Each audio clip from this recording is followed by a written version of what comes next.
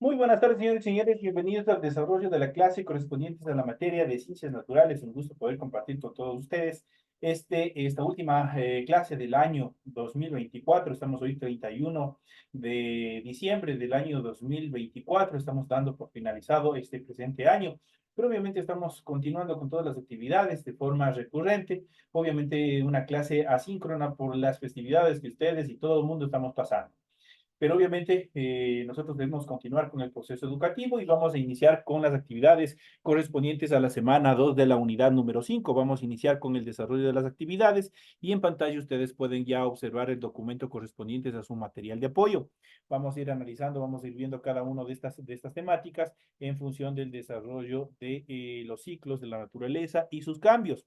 Vamos a ver el desarrollo urbano y la agroindustria, cómo intervienen en la contaminación y transformación de los suelos de la naturaleza. La contaminación, la capacidad del suelo de asimilar las intervenciones humanas se ve sobrepasada por la producción y acumulación de residuos urbanos e industriales, asociado al crecimiento de los asentamientos humanos, esta mala eliminación de la basura y la ausencia de tratamientos de la misma.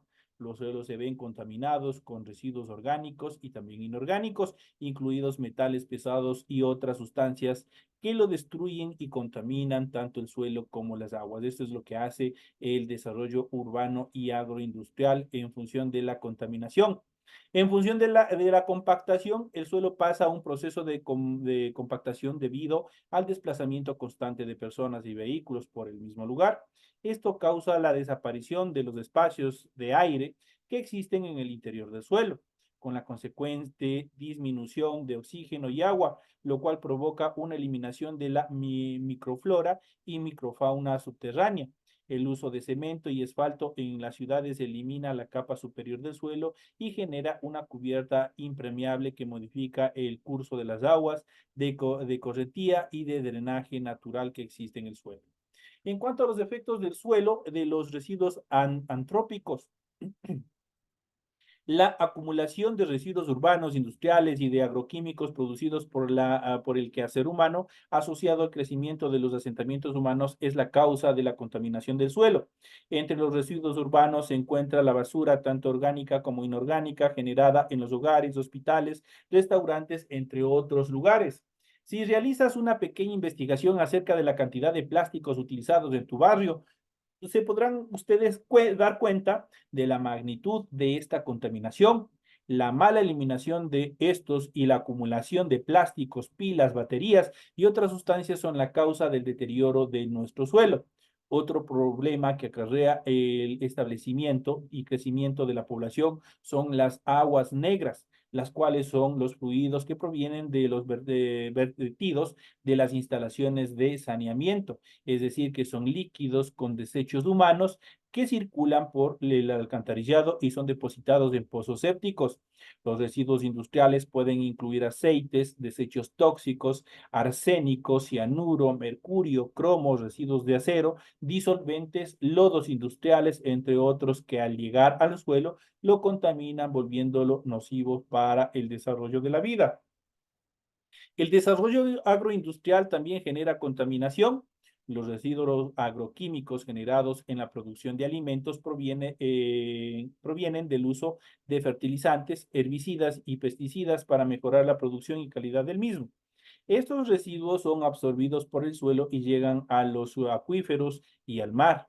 La bioacumulación radica en venenos que entran en las redes tróficas y los consumidores de segundo y tercer orden acumulan estos tóxicos en sus tejidos, causando daños en su metabolismo o incluso la muerte de cada uno de los seres vivientes de los diferentes eslabones que están constituyendo la cadena trófica.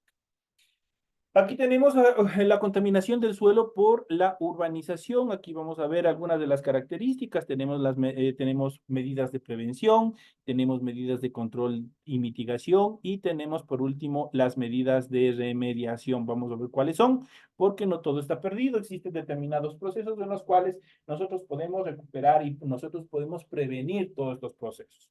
En cuanto a las medidas de prevención de la contaminación del suelo urbanizado, dentro de las primeras actividades podemos desechar la basura de manera apropiada en fundas y recipientes cerrados. Separar la basura industrial, química, desechos orgánicos, desechos hospitalarios, plásticos, vidrios, etcétera, y colocarlos en contenedores separados debidamente identificados es otra de las soluciones para evitar la contaminación. Encauzar los desechos cloacales en tuberías que desemboquen en plantas de tratamiento de aguas negras es otro de los procesos los cuales evitará la acumulación y la contaminación tanto de agua como de suelo. Construir botaderos de basura que impidan el paso de los silibadores al suelo y a las aguas subterráneas sería otro de los medios de prevención de todos los procesos de contaminación.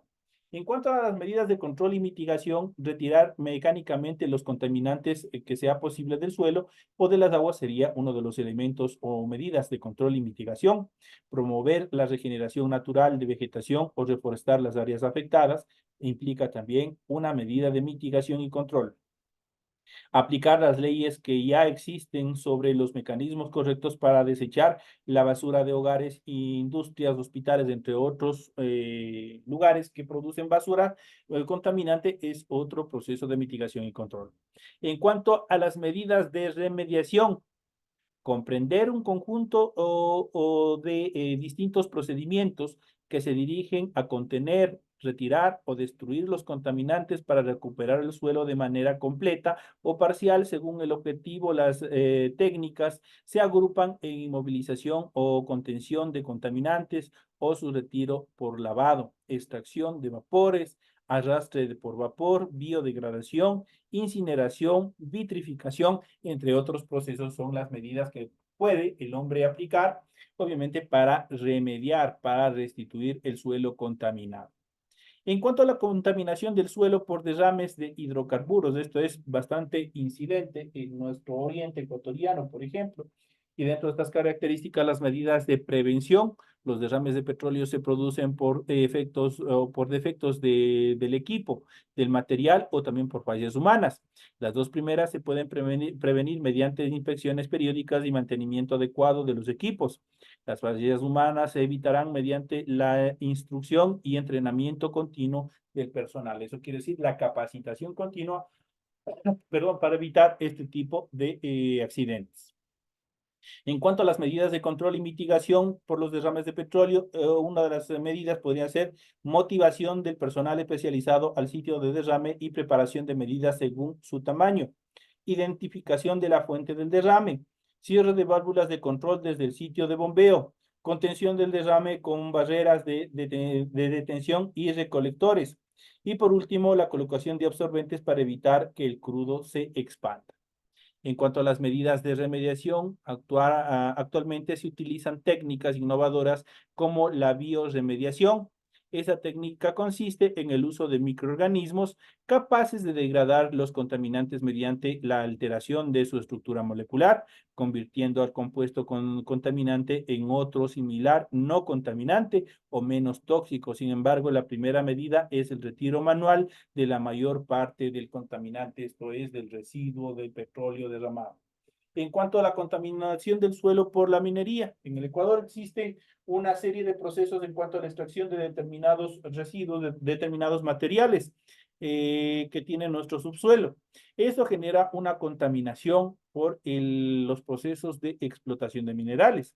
En cuanto a las medidas de prevención para evitar la contaminación del suelo por acciones de la minería, estarían presentes la construcción de contenedores que eviten el derrame de depósitos, la fabricación de contenedores con tapas herméticas, tratamiento de aguas residuales para retirar los contaminantes, impermeabilización de los tanques de almacenamiento para impedir la filtración de contaminantes al suelo, aguas subterráneas y por último la instalación de plantas de tratamiento de las aguas contaminadas. En cuanto a las medidas de control, las medidas de control y mitigación, las empresas dedicadas a la explotación de las minas deberán cumplir con la ley de manejo de sustancias peligrosas para evitar su liberación en el medio ambiente. Además, se debe utilizar un tratamiento de aguas antes de su liberación al ambiente. En cuanto a las medidas de remediación, que son una vez que ya se ha producido el daño, se puede aplicar el retiro manual o mecánico de contaminantes, adición de químicos en el suelo para neutralizar los efectos de los contaminantes, la inocuación de hongos en el suelo para favorecer la formación de microrizas, las cuales son vitales para la vida de las plantas en el suelo pobre de nutrientes. Inyectar nutrientes en el suelo, tales como nitrógeno y fósforo, y por último, la introducción de especies vegetales, sobre todo aquellas nativas de la zona en la cual fue obviamente afectada por los procesos de contaminación. Y por último, tenemos la contaminación del suelo por el uso de agroquímicos, que es recordemos que Ecuador es un país altamente productor agroindustrial y por ende la utilización de agroquímicos siempre va a estar presente en cada uno de los productos. En cuanto a las medidas de prevención para evitar la contaminación del suelo del uso de agroquímicos, tenemos los siguientes. Primero, evitar el derrame de los químicos en el suelo. Respetar las normas de fabricante acerca de la dosis máxima que deberían aplicarse. Emplear estos químicos solo si es estrictamente necesario. En cuanto a las medidas de control de mitigación, promover el uso de sustancias no contaminantes como plaguicidas no tóxicos, plaguicidas biodegradables y plaguicidas naturales como el agua de chocho sería una de las actividades o medidas fundamentales para evitar el control y mitigación de todos los procesos de contaminación de la industria agroquímica. En cuanto a las medidas de remediación, existen tres tipos de tratamientos fundamentales que se puede aplicar dentro de las medidas de remediación. Primero, los térmicos. Se usa calor para provocar, evaporar los químicos del suelo.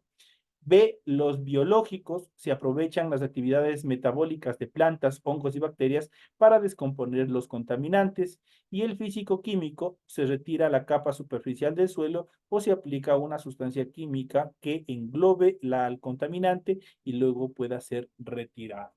Esas son las actividades, los cuales nosotros tenemos que tener en cuenta en cuanto a la contaminación del suelo por uso de agroquímicos. Hemos visto también la contaminación del suelo por la minería.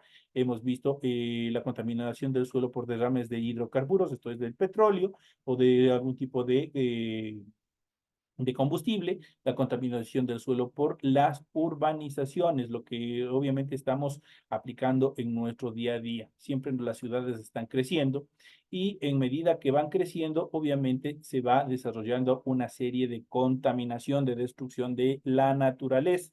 Y dentro de esta última etapa, la segunda etapa y última de nuestra clase, vamos a ver justamente los niveles de contaminación y qué es la contaminación como tal. Vamos a ver cuáles son las características fundamentales. La contaminación es la introducción de un agente contaminante que puede ser sólido, líquido o gaseoso en un medio natural. Por sus características químicas, estos agentes o elementos producen inestabilidad y dañan el funcionamiento del ecosistema. Los tipos de contaminantes son variados y afectan a diferentes medios como el agua, el aire y el suelo. Generalmente, la contaminación es producto de la actividad del hombre que interviene en la naturaleza, aunque también existen procesos naturales que expulsan al medio elementos que generan un desequilibrio en el ambiente. Los principales tipos de contaminación del suelo son los no degradables, elementos que no se degradan con el tiempo. Generalmente su grado de contaminación es constante, lo que genera un gran perjuicio para el medio ambiente. Por ejemplo, el vidrio. Entonces es un elemento no degradable. En cuanto a la siguiente etapa de degradación lenta, elementos que producen un alto grado de contaminación concentrada durante un periodo extenso y luego decae, por ejemplo, el DDT, dióxido de difenil triclorenato. Ese obviamente es uno de los elementos que siempre se ha utilizado, especialmente en la agricultura.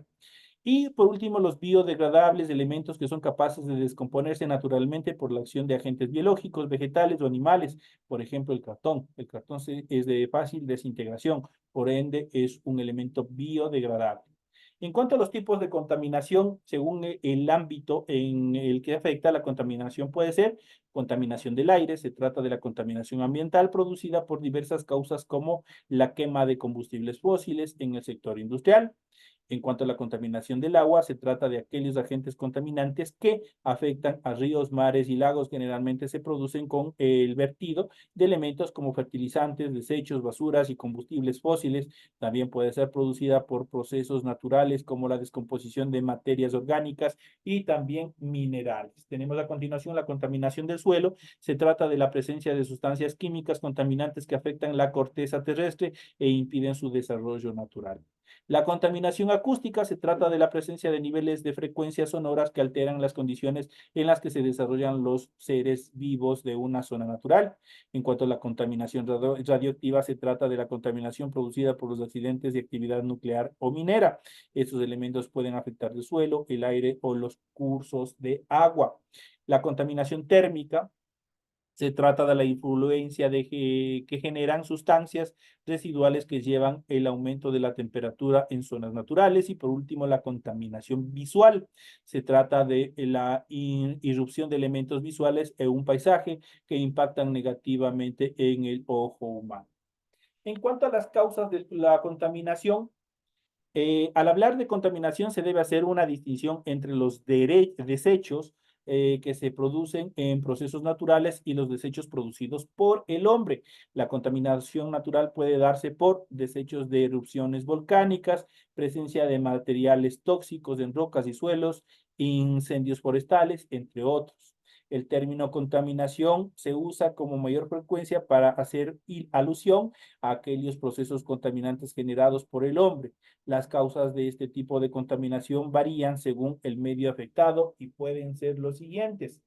Por ejemplo, la contaminación ambiental, quema de combustibles fósiles en industrias y el transporte, utilización de productos químicos en el suelo que ascienden a la atmósfera, la minería que produce gases nocivos. En cuanto a la contaminación del suelo, uso indiscriminado de fertilizantes y pesticidas, basura urbana, compactación del suelo y accidentes nucleares. En cuanto a la contaminación del agua, vertido de desechos urbanos o industriales, tráfico marítimo, deforestación y calentamiento global.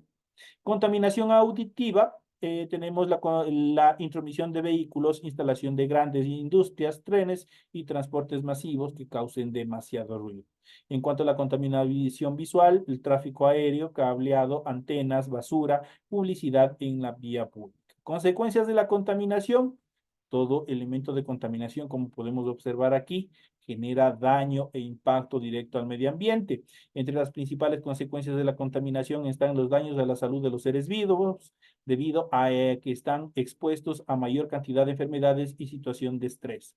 Aumento del calentamiento global debido a los gases contaminantes expulsados hacia la atmósfera que producen el debilitamiento de la capa de ozono. Pérdida o desequilibrio de los ecosistemas debido a la extinción o migración de especies que ven deteriorado el ecosistema en el que habitaban normalmente. Pérdida o disminución de recursos naturales debido al desgaste de recursos naturales que son indispensables para la vida en la Tierra. Y por último, envenenamiento del agua debido a que la contaminación de las aguas supone un gran riesgo para todos los seres vivos que no pueden prescindir de líquido vital. De hecho, nadie puede prescindir del líquido vital. Entonces, son las características que nosotros hemos visto en cuanto a la contaminación. ¿Cuáles son las características, la conceptualización mismo y otras determinaciones más en función de todas las actividades humanas que el hombre va desarrollando en función de la destrucción de todo el medio ambiente? De esta manera, señores y señores, llegamos a la parte final del desarrollo de la presente clase. Ha sido un gusto haber compartido con ustedes esta clase hoy, 31 de diciembre, último día del año 2024. Señoras y señores, antes de despedirme, les deseo que tengan un feliz año 2025, los mejores deseos de prosperidad, de éxito y el cumplimiento de objetivos planteados por cada uno de ustedes y sus familias se cumplan en este nuevo año. Un fuerte abrazo, nos estaremos viendo, nos estaremos hablando ya en el mes de enero, en las próximas clases que ya se desarrollarán de forma normal. Señores y señores, les reitero una vez más, un feliz año y nos estaremos viendo hasta la próxima clase.